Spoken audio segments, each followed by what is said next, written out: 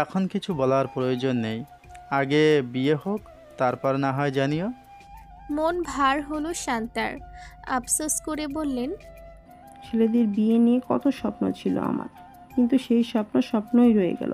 দুটো ছেলেই আগে থেকে মেয়ে পছন্দ করে রেখেছে তো রেখেছে, তার উপর বিয়েটাও কিনা এমনভাবে সবাইকে না জানিয়ে করবে। মুচকি হাসলেন হানিফ শেখ। স্ত্রীকে সান্ত্বনা দিয়ে বললেন, মন খারাপ করো না, বউ ভাত না হয় আমরা অনেক ধুমধাম করে করব, দেখে নিও। অনুভার চেয়ারটা আজ ফাঁকা। ফাঁকা চেয়ারের পানে তাকিয়ে ভেতরে ভেতরে ভীষণ রাগ হলো তানিমের। বিড়বিড় করে বলল, গতকালের ওই ঘটনার জন্য আপনি আজ অফিসে এলেন না অনুভা। ঠিক আছে, আমিও দেখে নেব কতদিন আপনি না আসে পারেন, কতদিন আমায় এভাবে এড়িয়ে চলতে পারেন। পরক্ষণেই ভেতরে একটা হাহাকার টের পেল তানিম। ইচ্ছে করলো অনুভা নামক মেয়েটির সম্মুখে দাঁড়িয়ে জিজ্ঞাসা করতে, আমায় বিয়ে করতে আপনি রাজি হলেন না কেন অনুভা? আমি কি আপনার ভালোবাসা পাওয়ার যোগ্য নই? কেন যোগ্য নই? কোথায় কমতি আছে আমার? সব কিছু ভুলে গিয়ে একবার আমার হবেন অনুভা। খুব যত্ন করে ভালোবাসবো তোমায়। ভাবতে ভাবতেই বুক চিরে দীর্ঘশ্বাস বেরিয়ে এলো তানিমের। নিজ চেয়ারে শরীর হেলিয়ে বন্ধ করে নিল আখি যুগল। বাজার থেকে বাড়ি ফিরে বিছানায় শুয়ে আছে অনুভা। তখনই ঘরে প্রবেশ করলো অর্থিকা। হাতে তার একটা ছোট বাটি। তারা দিয়ে বোনের উদ্দেশ্যে বলল, এই এই, তুই শুয়ে আছিস কেন এখন? দেখি ওঠ তো তাড়াতাড়ি। বিরক্তির সহিত উঠে বসলো অনুভা। ক্লান্ত স্বরে শুধালো, কি? তার সম্মুখে বসলো অর্থিকা। বাটি থেকে ডাল বাটাটা নিয়ে চট করে অনুভার মুখে মাখাতে মাখাতে বলল, ইস, চেহারার কি অবস্থা হয়েছে একবার দেখেছিস আয়নাতে? একটু যত্ন তো কি করতে পারিস না? নাক মুখ কুঁচকে নিল অনুভা। জিজ্ঞাসা করলো, কি এগুলো? ডাল বাটা মাখিয়ে দিয়ে যাচ্ছি, টানা 8 ঘন্টা পর গিয়ে মুখ ধুয়ে ফেলবি, বুঝেছিস? তোর সমস্যা কি বলতো? হঠাৎ আমার রূপচর্চা নিয়ে পড়লি কেন? আমার কি বিয়ে লেগেছে নাকি? হুম। কি হুম? আজ তোর বিয়ে। অবাক হলো অনুভা। আশ্চর্যান্বিত কণ্ঠে শুধালো, মজা করছিস আপু? না তো। কার সাথে বিয়ে? কার সাথে আবার? তোর প্রেমিক পুরুষের সাথে। আজকে উঠল অনুভা। ভালো করে বড় বোনের মুখশ্রী পর্যবেক্ষণ করলো। অর্থিকা যে মজা করছে না তা সে সুনিশ্চিত হলো। বাড়িতে রান্নাবান্নার যেই ধুম পড়েছে তাতে বোঝাই যাচ্ছে আজ বাড়িতে বিশেষ কিছু আছে। অবিশ্বাস্য সুরে বলল, শ্রাবণ। মুচকি হাসল অর্থিকা। উপর নিচ মাথা নাড়িয়ে বলল, হুম। বেচারার কতদিন তোর মতো গভেটের জন্য অপেক্ষা করবে, তাই ভাবলাম আজ দুটোকে ধরে বিয়েতে একেবারে বিয়ে দিয়ে দিই। রাগ হলো অনুভার। নিজের মোবাইলটা হাতে নিয়ে কল লিস্টে যেতে যেতে বলল, শ্রাবণ তোর মাথায় এসব ঢুকিয়েছে তাই না? দাঁড়া, আজ ওর একদিন কি আমার একদিন। চট জলদি তার হাত থেকে মোবাইলটা কেড়ে নিল অর্থিকা। মুখ বাঁকিয়ে বলল, যত কথা সব বাসর ঘরে কি বলবি, আপাতত এই মোবাইলটা আমার কাছেই রইল। আর হ্যাঁ, শ্রাবণ বিয়ে ব্যাপারে আমায় কিছুই বলেনি। গতকাল রাতে আমি নিজেই তাকে জিজ্ঞেস করেছি তোকে বিয়ে করতে পারবে কি না, আর ও রাজিও হয়ে গেল। তাই বলে দিয়েছি যাতে বাবা মাকে আজকের মধ্যে নিয়ে আসে বাড়িতে। আমায় না জিজ্ঞেস করি কেন এসব করতে গেলে আপু? চমকপ্রদ হাসল অর্থিকা। পরম মমতায় হাত রাখলো ছোট বোনের মাথায়। কোমল স্বরে বলল, নিজের ভালো পাগলও বোঝে, শুধু তুই বুঝিস না। ছেলেটা তোকে খুব ভালোবাসে অনু। ওর চোখে আমি তোর জন্য ভালোবাসা দেখেছি, সম্মান দেখেছি। শ্রাবণ ছাড়া অন্য কেউ তোকে ভালোবাসতে পারলেও বুঝতে পারবে বলে মনে হয় না। ভালোবাসার থেকে সবচেয়ে গুরুত্বপূর্ণ বিষয় হচ্ছে বোঝাপড়া।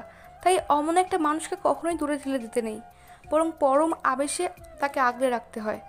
হ্যাঁ, আমি হয়তো তোকে না জানিয়েই হুট করে সিদ্ধান্ত নিয়ে ফেলেছি, কিন্তু এর পেছনে কারণ আছে। আশা করি তোর এতে কোনো আপত্তি নেই। চোখ দুটো ঝাপসা হয়ে এলো অনুভার। দুদিকে মাথা নাড়িয়ে বুঝালো না। সূর্য অস্ত গেছে পশ্চিম আকাশে। কিচিরমিচির শব্দ তুলে আকাশপথে নিজেদের নিরে ফিরেছে পাখির দল। লাল টুকটুকে চমৎকার একটি বেনারসি নিয়ে মেয়ের ঘরে উপস্থিত হলেন সুফিয়া। বেনারসিটা মূলত উনি নিজেই পছন্দ করে কিনেছিলেন বড় কন্যার জন্য। কিন্তু অর্থিকা সেই বেনারসি পরিধান করে কিছুতেই বিয়ের পিড়িতে বসবে না বলে সরাসরি জানিয়ে দিয়েছিল। বিয়েতে সে নিজ পছন্দসই একটি লেহেঙ্গা পরেছিল। তখন মনে মনে বেশ আফসোস নিয়েই যত্ন করে শাড়িটা নিজের কাছে রেখে দিয়েছিলেন সুফিয়া। ভেবেছিলেন বড় মেয়েকে না হয় শাড়িটা পরাতে পারেননি, কিন্তু ছোট মেয়ে তো আছে, তার বিয়েতে না হয় শাড়িটা পরাবেন।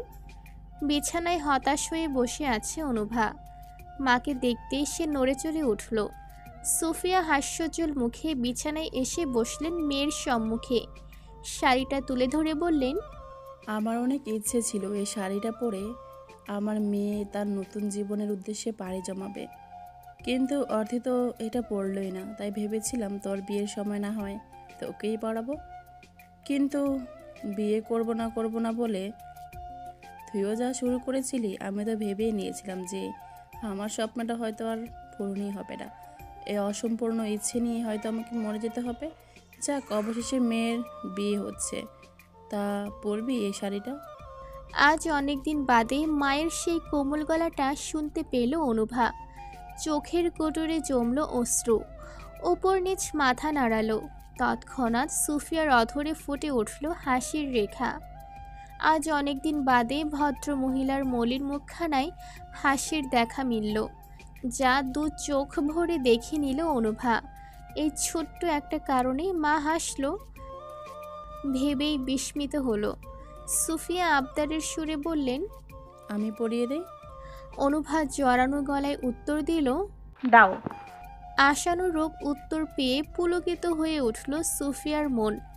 শাড়ির ভাঁজ খুললেন। তৎক্ষণাৎ কয়েকটা গহনার বাক্স দৃষ্টিগোচর হলো অনুভার। ভ্রুদয় কুঞ্চিত হলো তার। কৌতূহলী কণ্ঠে শুধালো, এই বক্সগুলোতে কি আছে মা? মেয়ের প্রশ্নে বাক্সের পানে তাকালেন সুফিয়া। একে একে বাক্স তিনটে খুলে বললেন, কি আবার গহনা? একটা বাক্সে গলার মোটা হার আর কানের এক জোড়া ঝুমকা, আরেকটাতে সোনার দুটো মোটা বালা, তৃতীয় ছোট্ট বাক্সে সোনার দুটো আংটি। এগুলো দেখতেই বিস্ময় প্রগাঢ় হয় অনুভার। সুধায়, এগুলো কোথা থেকে এলো মা? তুমি না সব গহনা বিক্রি করে দিয়েছিলে? মৃদু হাসলেন সুফিয়া। বললেন, সেসব গহনা বিক্রি করে দিয়েছিলাম, ওগুলো ছিল আমার বিয়ে আর বৌভাতের গহনা, আর এগুলো আমি তোর জন্য গড়েছিলাম, তাই আর হাত দেওয়ার সাহস পাইনি। শাড়ির সাথে এগুলো তুলে রেখেছিলাম, অর্থেরগুলো তো অর্থিকে বিয়ের সময় দিয়ে দিয়েছিলাম। তার সাথে তোর বাবাও নতুন নতুন অনেক গহনা গড়িয়ে দিয়েছিল, কিন্তু সেসব তো আর ওর ননদেরা ফেরতে দিল না, নিজেরাই আত্মসাৎ করলো। অর্থের বিয়ের সময় তোর বাবা বলেছিল তোর বিয়ের সময় নাকি নতুন নতুন গহনা গড়িয়ে দেবে, বড় মেয়ের মতো ছোট মেয়েকে সোনা দিয়ে মুড়িয়ে তারপর শ্বশুরবাড়িতে পাঠাবে, কিন্তু তা তো আর হলো না। তাই আর কি করার, এটুকুই রাখ মা, আর পারলে মাফ করে দিস বাবাকে। বলেই আঁচলে চোখ মুছলেন সুফিয়া। মাকে জড়িয়ে ধরল অনুভা। ভারী কণ্ঠে বলল, তোমাদের প্রতি আমার কোনো ক্ষোভ নেই মা, তাহলে মাফ করার প্রশ্ন আসছে কোথা থেকে? প্রসন্ন হলেন সুফিয়া। নিজের থেকে মেয়েকে ছাড়িয়ে নিয়ে বললেন, হয়েছে, এবার তৈরি হতে হবে তো নাকি, ওদের তো আসার সময় হয়ে গেল। লাজুক হাসল অনুভা। মাথা নাড়িয়ে সম্মতি জ্ঞাপন করল। কালো রঙের গাড়িটা এসে থামল নির্দিষ্ট বিল্ডিংয়ের সামনে। হানিফ শেখ এবং শান্তা নামলেন গাড়ি থেকে। তাদের পিছু পিছু নামল শ্রাবণও। গাড়ির ডিকি থেকে ড্রাইভারের সাহায্যে নামানো হলো সঙ্গে আনা মিষ্টান্ন আর ফল মূলের প্যাকেট। ভেতরের দিকে হাঁটা ধরলেন হানিফ শেখ। ওনার সঙ্গে ব্যাগ হাতে ড্রাইভার লোকটি। শান্তা হাঁটছেন ছেলের সঙ্গে। ফিসফিস করে বললেন, আমার তো হার্টবিট বাড়ছে রে মেহু। একদম মেহু মেহু বলে ডাকবে না মা। আহা, অভ্যাস হয়ে গেছে তো। হোক অভ্যাস, তবুও ডাকবে না। আর ভেতরে তো একদমই নয়, আমার মান সম্মানের ব্যাপার। মুখ বাঁকালেন শান্তা।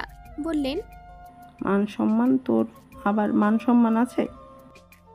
বিয়ের দিন মাকে তৈরি বউ দেখাতে নিয়ে এসেছে, আর আবার মান সম্মান। কথাটা বলেই আগে আগে হাঁটতে লাগলেন শান্তা। একটা সিঁড়ি অতিক্রম করতে মস্তিষ্কে কিছু একটা উকি দিল শ্রাবণের। দাঁড়িয়ে পড়ল পথিমধ্যে, গলা উঁচিয়ে পিতার উদ্দেশ্যে বলল, যা বাবা, আমি তো একটা জিনিস আনতে ভুলেই গিয়েছি। হানিফ শেখও থেমে পুত্রের পানে তাকালেন, জিজ্ঞাসা করলেন, কি আনতে আবার ভুলে গেলি? সবই তো নেওয়া হয়েছে। আমার নেওয়া হয়নি, তোমরা ভেতরে যাও, আমি ওই জিনিসটা নিয়ে আসছি। বলেই নিচে নামা ধরল শ্রাবণ। হানিফ শেখ পিছু ডেকে শুধালেন, আরে কোন ফ্ল্যাট সেটাই তো আমরা জানি না। 4th ফ্লোর, বাম দিকের 2 নম্বর ফ্ল্যাট। কথা শেষ করে চলে গেল শ্রাবণ। তার কথা মতো স্ত্রীকে নিয়ে সেদিকেই পা বাড়ালেন হানিফ শেখ। নির্দিষ্ট ফ্ল্যাটের সামনে এসে কলিং বেল চাপতেই দরজা খুলে দিল একজন প্রাপ্তবয়স্ক নারী।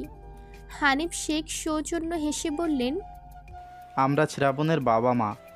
মেয়েটি হেসে দরজার সম্মুখ থেকে সরে দাঁড়িয়ে বলল, আমি মেয়ের বড় বোন, ভেতরে আসুন। ওনাদের নিয়ে সোফায় বসলো অর্থিকা। ডেকে আনলো মাকে। সুফিয়া এসেও বসলেন সোফায়। সালাম বিনিময় করলেন। মাজেদা এসে শরবত আর কিছু নাস্তা সেন্টার টেবিলের ওপর রেখে ওনাদের আনা মিষ্টির প্যাকেটগুলো নিয়ে গেল ভেতরে। একে অপরের সঙ্গে মুহূর্তে পরিচয় পর্ব শুরু হলো। হবু পুত্রবধূকে দেখার জন্য মন ওথাল পাতাল করছে শান্তার। আর না পেরে এবার বলেই বসলেন, মেয়েকে আনুন না, ওকে দেখার জন্য তো আমার আর তর সইছে না। স্ত্রীর এহেন কথায় অপ্রস্তুত হলেন হানিফ শেখ। জোরপূর্বক হেসে বললেন, কি বলবো বলুন তো? আমরাই হয়তো প্রথম বাবা মা যারা কিনা বিয়ের দিন পুত্রবধূর সঙ্গে পরিচিত হব, পুত্রবধূকে চোখের দেখা দেখতে পাবো। তাই শ্রাবণের মা একটু কৌতূহলী হয়ে আছে। ওনাদের কথায় সুফিয়া চমকান। চমকিত কণ্ঠে শুধান, সে কি, এর আগে আপনারা অনুকে দেখেননি? কোনো ফটো দেখেননি? শান্তা পাল্টা প্রশ্ন করেন। মেয়ের নাম বুঝি অনু? চমকের পরিমাণ বৃদ্ধি পেল সুফিয়ার। দুদিকে মাথা নাড়িয়ে বললেন, আমার ছোট মেয়ের নাম অনুভা হাসান, ডাক নাম অনু। সুন্দর নাম। আমাদের ছেলেদের কথা আর কি বলবো। ছোটটা প্রাঞ্চল হলো, বড়টা হয়েছে একেবারে বিপরীত। সহজে মুখ ফুটে কিছু বলতেই চায় না। এই যে বিয়ের জন্য যখন আমি মেয়ে দেখার চাপ দিলাম, তখনই বলল আমার বউ হিসেবে মেয়ে অলরেডি পছন্দই আছে মা। তারপর যখন ওর পছন্দের মেয়ে দেখতে চাইলাম, তখন জানেন কি বলে? বলে যে আহা মা, এত আগে বউ দেখি কি করবে বলো তো? বিয়ের পর তো একেবারে তোমার কাছেই চলে আসবে, তখন মন ভরে দেখে নিও তাকে। বলে শব্দহীন হাসলেন শান্তা। সুফিয়া ভেতরে ভেতরে বেশ চমকেছেন। এ আবার কেমন ধারার ছেলে? প্রশ্ন করলেন। ছেলেকে দেখতে পাচ্ছি না যে, কোথায় ও?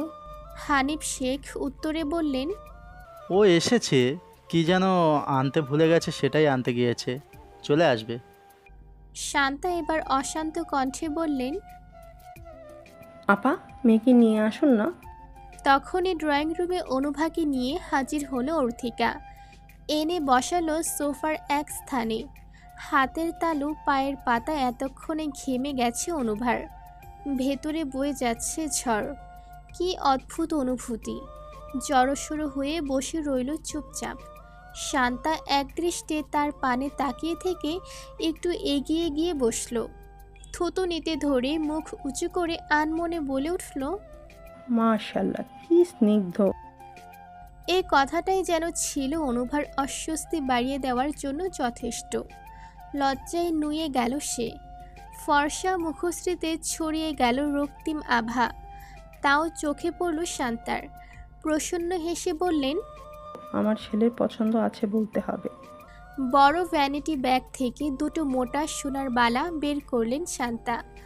অনুভার হাত দুটো টেনে নিজের কোলে এনে পরাতে পরাতে বললেন।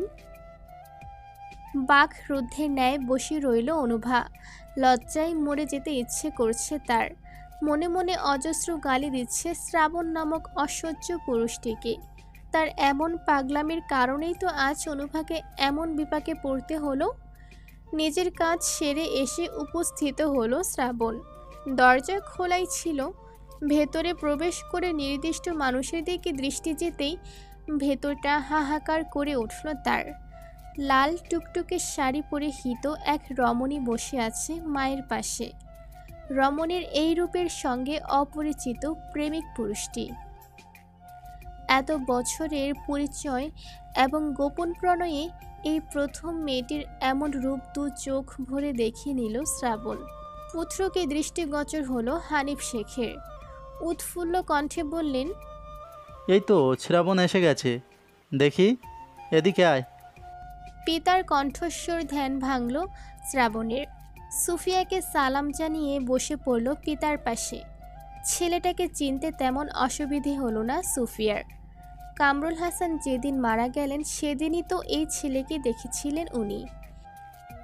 এই ছেলেই তো ওনাদের অনেক সাহায্য করেছে। তবে সেদিন একটা শোকের মধ্যে থেকে অত ভালো করে দেখা হয়নি ছেলেটাকে। তবে আজ মন ভরে খুঁটিয়ে খুঁটিয়ে দেখে নিলেন তাকে। মনে মনে উচ্চারণ করলেন, মাশাল্লাহ। ছেলের উদ্দেশ্যে শান্তা উৎফুল্ল কণ্ঠে বলে উঠলেন, তোর পছন্দ হয়েছে রে মেহু? আমার কিন্তু বৌমাকে খুব মনে ধরেছে। মনে মনে মায়ের উপর চরম ক্ষিপ্ত হলো শ্রাবণ। এতবার বলে দেওয়ার পরেও কিনা আবারও মা তাকে এই নামে ডাকলো। এখনও একবারের জন্য শ্রাবণের মুখপানে তাকায়নি অনুভা। হবু শাশুড়ির এমন কথাতেই লজ্জার পর্দা তাকে আষ্টে পৃষ্ঠে জড়িয়ে ধরেছে। সেই লাজুক মুখশ্রীটাও দেখে নিল শ্রাবণ। জিভের ডগা দিয়ে ভিজিয়ে নিল ওষ্ঠদয়। বসন্তের মৃদু ঠান্ডা হাওয়া। সন্ধে নামার পরেও অন্তরিক্ষ জুড়ে পাখির বিচরণ আর কিচিরমিচির ধ্বনিতে মুখরিত চারিপাশ। লাল টুকটুকে বধূরূপে নত মস্তকে বসে আছে অনুভা। তার থেকে কয়েক ইঞ্চি দূরত্ব রেখেই পাশে বসা শ্রাবণ। সম্মুখে পৌর কাজের সাহেব কাগজপত্র গোছগাছ করতে ব্যস্ত। আসা যাওয়ার পথে পাশের ফ্ল্যাটের পরিবারটির সঙ্গেও দু একবারের কথাবার্তায় ভালো একটা সখ্যতা গড়ে উঠেছে অর্থিকার। তাদেরকেও আমন্ত্রণ জানানো হয়েছে, তাই তারাও সেখানে উপস্থিত। সকলে উদগ্রীব হয়ে আছে সেই বিশেষ কাঙ্ক্ষিত মুহূর্তটির জন্য। সকলের মধ্যেখানে বসে এক যুবতী মনে উথাল পাথাল ঢেউ বইছে। ঘরমাক্ত হাতের তালুতে অন্য হাত ঘষে চঞ্চলা কিশোরী ন্যায় ভেবে যাচ্ছে কত কিছু। আর চোখে তার এসব কাণ্ড অবলোকন করে মনে মনে হাসছে শ্রাবণ। এই তো আর কয়েক মুহূর্তের মধ্যে পাশে বসা কাঙ্ক্ষিত রমণীটি শুধুই তার। এই রমণীর ওপর সকল অধিকার একমাত্র তার থাকবে। ভেসে এলো কাজের মোটা স্বর। ধ্যান ভঙ্গ হলো অনুভার। কর্ণে বেজে উঠল প্রিয় নামটি। নামটা শুনতেই ভেতরটা কম্পিত হলো। থেমে গেল হৃদক্রিয়া। পুনরায় কাজী সাহেব বলে উঠলেন, এই মুহূর্তে অনুভা টের পেল তার গলা শুকিয়ে এসেছে। জিভের সাহায্যে শুকনো ওষ্ঠদয় ভিজিয়ে নিল। চঞ্চল হয়ে উঠল তার চোখের মণি। অর্থিকা বোনের কাঁধে হাত রেখে কানের কাছে ফিসফিসিয়ে বলল, কবুল বল অনু। কণ্ঠনালী কম্পিত হলো অনুভার। বিলম্ব না করে চিত্ত চিরে বেরিয়ে এলো, আলহামদুলিল্লাহ, কবুল। মুহূর্তেই সকলের অধর প্রশস্ত হলো। সমস্বরে সবাই বলে উঠল, আলহামদুলিল্লাহ। কাবিননামায় স্বাক্ষর করা শেষ হতেই শুরু হলো মিষ্টিমুখ। বিয়ের কার্য সম্পাদন হতেই অনুভাকে নিয়ে ঘরে চলে এলো অর্থিকা। বিছানায় বসিয়ে দিয়ে বলে গেল, তুই বসে জিরিয়ে নে, আমি আসছি। অর্থিকা চলে যেতেই ড্রেসিং টেবিলের উপর রাখা পানির বোতল থেকে বেশ কিছুটা পানি পান করে গলা ভিজিয়ে নিল অনুভা। সোজা হয়ে দাঁড়িয়ে দৃষ্টি স্থির করলো আরশিতে। খুঁটিয়ে খুঁটিয়ে দেখতে লাগলো নিজেকে। তখনই দৃষ্টিগোচর হলো পরিচিত আরেক প্রতিবিম্বর। অনুভূতিরা চট করে শান্ত হলো। কয়েক কদম এগিয়ে ঠিক তার পেছনে এসে দাঁড়ালো শ্রাবণ। অধরে তার চমৎকার প্রাপ্তির হাসি। সম্মুখে উল্টো ঘুরে দাঁড়ানো রমণীটির মাথা থেকে ঘোমটাটা চট করে ফেলে দিয়ে পকেট থেকে বের করলো বেলি ফুলের মালা। এই মালাটি আনতেই তো তখন সে ছুটে গিয়েছিল নিচে, যত্ন করে তা গেঁথে দিল স্ত্রীর খোপায়। নিষ্পল দৃষ্টিতে আরশের ভেতরে দিয়েই পুরুষটির কর্মকাণ্ড দেখে গেল অনুভা। তার বাহু দুটো ধরে তাকে নিজের দিকে ঘুরিয়ে নিল শ্রাবণ। কানের ধারে মুখ নিয়ে ফিসফিস করে বলল, বলেছিলাম না তুই শুধুই শ্রাবণের নোভা। কি মিলল তো?